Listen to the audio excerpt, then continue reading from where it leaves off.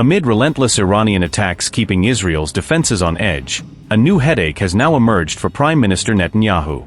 Moscow has exploded in outrage after an RT journalist narrowly escaped an Israeli airstrike in southern Lebanon.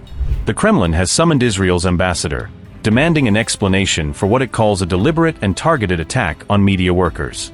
Russia's message is blunt: this was no accident, and it hints at deeper motives behind Israel's latest strike. Russia has officially summoned the Israeli ambassador in Moscow following a serious incident in which an RT journalist narrowly escaped an Israeli airstrike in southern Lebanon on March 19. The Russian Foreign Ministry stated that the Israeli strike, which injured 2 members of the RT television crew in Lebanon, could not have been accidental.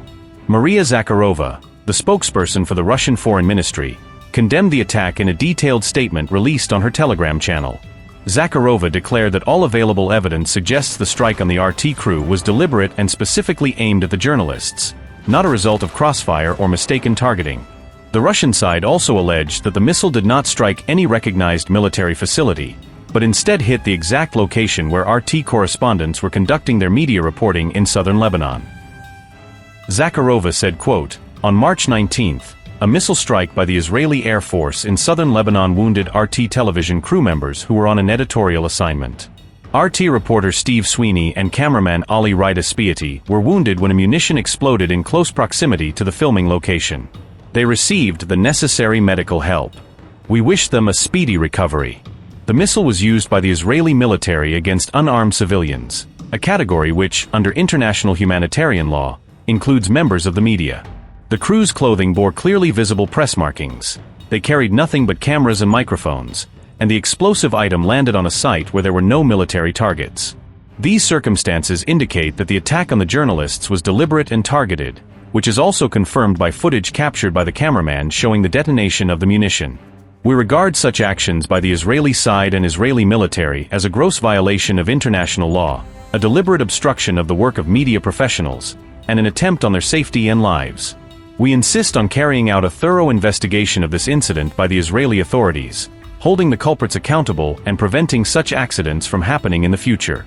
The Russian side will convey its assessment of the incident to the ambassador of Israel to the Russian Federation, who will be summoned to the Foreign Ministry soon.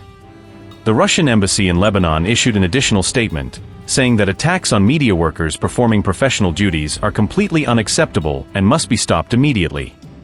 Meanwhile, the Israeli Defense Forces stated that in the last few days, it had targeted several crossings along the Litani River, which are reportedly frequently used in military operations against Israel.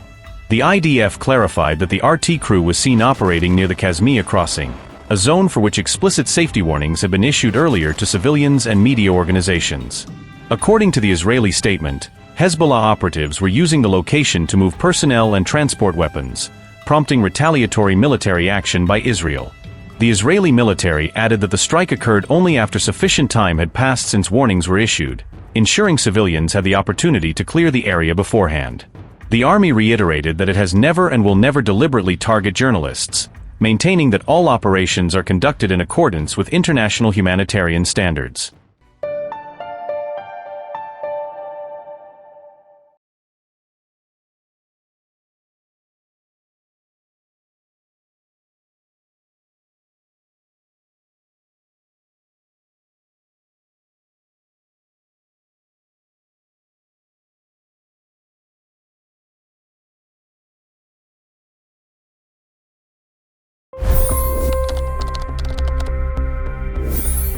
$25 crore गरीब गरीबी को परास्त करके बाहर निकले।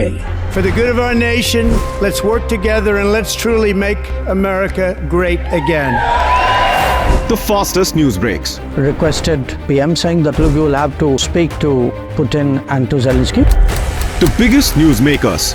The relationship with India is probably the most important bilateral relationship the U.S. will have for the rest of this century. The capital delivered quite an election result today. Expert analysis. The million-dollar question today is how to stop this dance of death.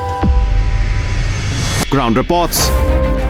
I'm standing at the crossroad of the Kumbh Mela. Behind me are more than 100 entry guards.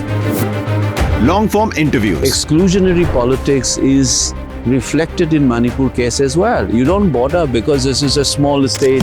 deep dive into burning issues. It's often said DRC could be the richest country in the whole world. It's because of what sits underneath. Why exactly did the US topple the Sheikh Hasina government? HT videos.